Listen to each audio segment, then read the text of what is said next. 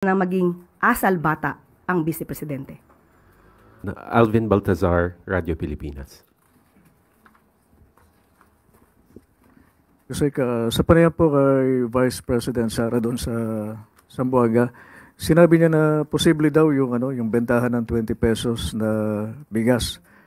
Pero ayaw niyang ibahagi kung paano gagawin yung pagbebenta ng 20 pesos na kada kilo ng bigas. Kasi ayaw niyang tulungan si Pangulong Marcos. Ano pong reaksyon dito ng Malacanang?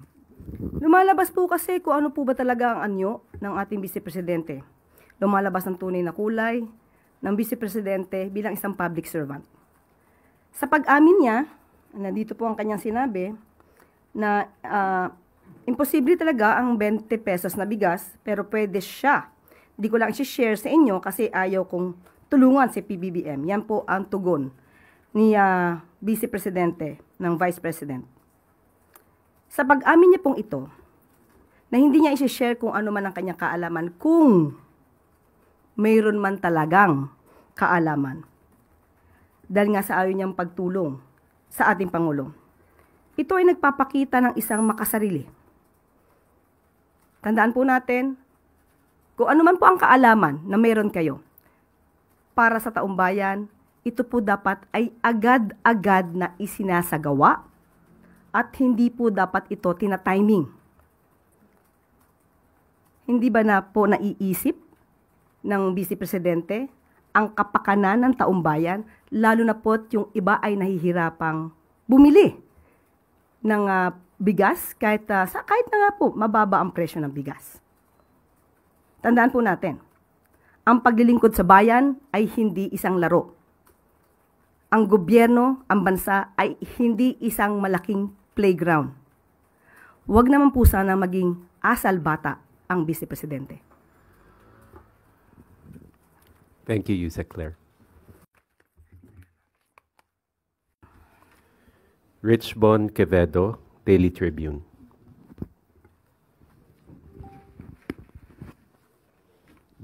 Good morning po, Yusek. COMELEC urge President Marcos Jr. to declare May 12 as a holiday. May decision na po bang Malacanang tungkol dito? Opo, makakaasa po kayo, mamaya po ay ibibigay na po ang proclamation. Ibibigay po namin sa inyo. Today. Opo, in-announce ko na po. Tristan Nodalo, Newswatch Plus. Good morning, Yusek. Yusek, ngayon po nagsasagawa ng kilos protesta yung iba't ibang grupo po pagdating sa sitwasyon ng prime water. Sabi po ng Kabataan Party List, may mga estudyante daw po na mas gustong mahirap namimili between pagtulog o tubig dahil po sa hirap ng problema sa San Jose del Monte, Bulacan. And may nag-file na rin po ng investigation sa Senate at sa House of Representatives to look into the prime water situation. Sa part po ng Palas, may deadline po bang binigay ang Pangulo para sa result nung ginagawa ring investigasyon ng LUA? Sa ngayon po, nag-iimbestiga na po at titingnan po natin kung kailan po ito matatapos, pero dapat po agaran po ito. Hindi po pinagtatagal ang anumang maaaring danasing kahirapan ng taong bayan. So makakaasa po kayo na mabilisang pag-action po dito ng Pangulo. In connection po sa prime water din po was yung si senatorial candidate Camille Villar, and in recent Alyansa rally po, hindi na rin po siya nabanggit ni Pangulong Bongbong Marcos. Connected pa rin po ba itong sitwasyon ng prime water doon, or nagkakausap pa po ba ang Pangulo at si senatorial candidate Villar? Sa ngayon po, hindi po natin alam kung nagkakausap sila. Hindi po ako, personally, hindi po ako nakaka-attend ng campaign sortie. So, nung sa Cebu, kung hindi siya naka-attend, so most probably at that time, hindi sila nagkausap. Okay. And even sa, there's before that po, may isa pa pong rally na hindi rin nabanggit si senatorial candidate Villar. But on another topic na po, last na lang po, yung sa drug testing na in-order rin po ng Transportation Department. Bukas po ba yung Palas to reconsider yung decision ng drug testing? Kasi po sabi ng Piston, mahirap po yun dahil yung pera nga po yung kinikita nila apektado kapag ipinatupad yung mandatory drug testing para sa PUV drivers. Si former Senator Tito Soto, sabi niya, after more than 24 million drivers were tested, only 0.06% tested positive, and it's simply money-making. Pag-aaralan po kaya ito? Dapat pong pag-aralan kasi ito po ay kailangan din po. Tandaan po natin ang ang inaalagaan po dito yung safety po ng commuters, ng mga passengers, ng mga tao na gumagamit ng kalsada. Including na rin po yung mga drivers. Hindi po ito basta-basta maaaring sabihin na huwag na lang gawin kung ito naman po ay makakasama sa safety. So, pag-aaralan pa rin po ito at huwag naman po agad nating husgahan na ito ay isang money-making device or strategy. Error, isa sa mga sinisisi sa nangyaring aksidente sa NAIA na ikinamatay ng 2 tao ay ang hinihinalang substandard na bollard na dapat sana napigilan yung SUV at naprotektahan ng mga tao roon. What does the palace have to say about this as well as the implied corruption in government contracts? Opo, nakakalungkot po, may mga nasawi dahil sa di umanong depektibo na bollards na na-install po sa NAIA Terminal 1. At ito po ay na-install sa panahon po ng dating administrasyon at sa panahon po ng ni Transportation Secretary Arthur Tugade. Ngayon po ay pinag-iimbestigahan. Ito po ay July 2019 nung na-install po ang mga ito. Pinag-iimbestigahan na po paano po ang naging procurement pati yung specifications. Yun po ay sa pag-uutos po ng Pangulo at ito po ay tutugunan kaagad-agad ni Secretary Vince Dizon. At pati po ang pag-inspect sa mga bollards at ang mabilisang pagpapalit po dito para sa safety po ng nakakarami. Tristan Nodalo, Newswatch Plus. Good morning, Yusek. Yusek, ngayon po nagsasagawa ng kilos protesta yung iba't ibang grupo po pagdating sa sitwasyon ng prime water. Sabi po ng Kabataan Party List, may mga estudyante daw po na mas gustong mahirap namimili between pagtulog o tubig dahil po sa hirap ng problema sa San Jose del Monte, Bulacan. And may nag-file na rin po ng investigation sa Senate at sa House of Representatives to look into the prime water situation.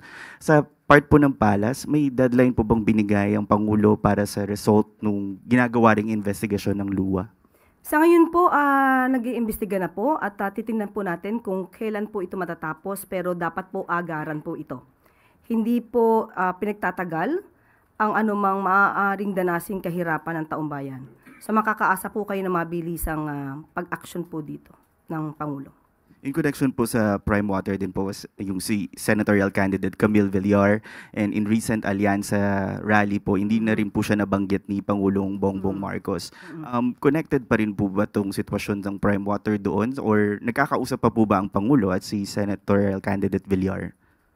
Sa ngayon po, hindi po natin alam kung nagkakausap sila. Hindi po ako, personally, hindi po ako nakaka-attend ng campaign sortie. So, nung sa Cebu, kung hindi siya naka-attend, so most probably at that time, hindi sila nagkausap. Okay. And even sa,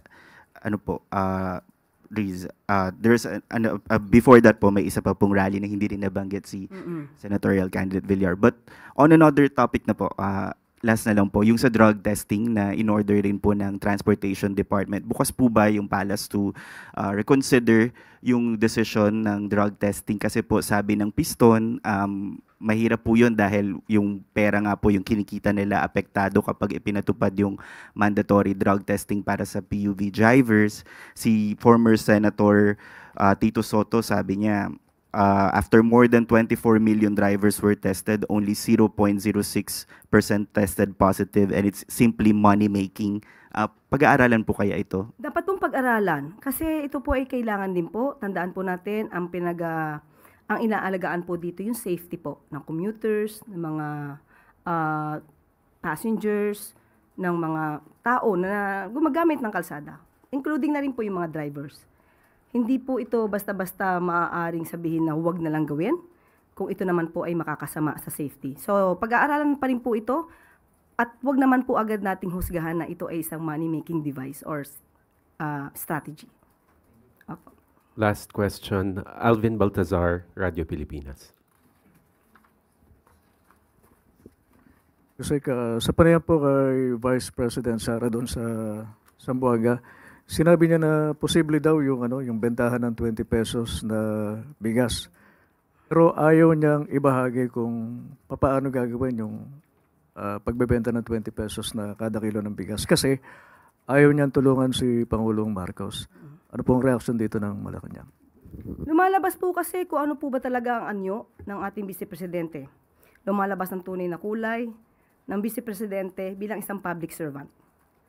Sa pag-amin niya, nandito po ang kanyang sinabi, na imposible talaga ang 20 pesos na bigas, pero pwede siya. Hindi ko lang i-share sa inyo kasi ayaw kong tulungan si PBBM. Yan po ang tugon ni Vice Presidente ng Vice President. Sa pag-amin niya pong ito, na hindi niya i-share kung ano man ang kanyang kaalaman, kung mayroon man talagang kaalaman. Dahil nga sa ayaw niyang pagtulong sa ating